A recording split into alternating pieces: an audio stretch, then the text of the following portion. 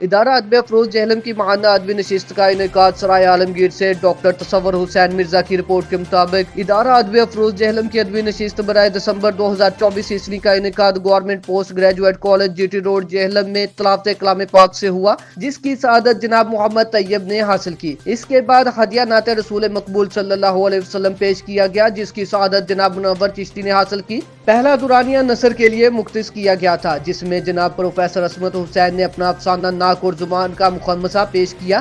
جناب ملک کیسر الوی نے اپنا تازہ افکار بعنوان ہڑپا کی تہذیب پیش کیے اور جناب محمد عرفان عرفی کی ترجمہ شدہ کتاب سات آسمان کا تعارف پیش کیا گیا۔ نشست کے دوسرے دور میں مشاعرہ منعقد ہوا، جس میں امین فروقی، اقبال ناظر، سعید امیر، منور چشتی، رحمت اللہ جاوید، اعجاز روشن، راز جہلمی، طیب صدیقی اور ساجد علی ساجد نے کلام پیش کیے۔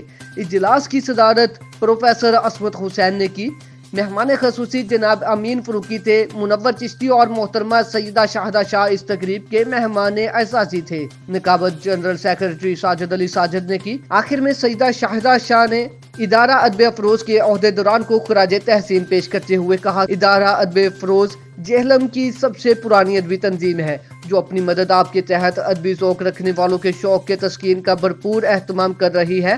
اختتام پر تمام شرکاء کو پرتکلف چائے پارٹی دی گئی، جس کے بعد یہ نشست اختتام پذیر ہو گئی۔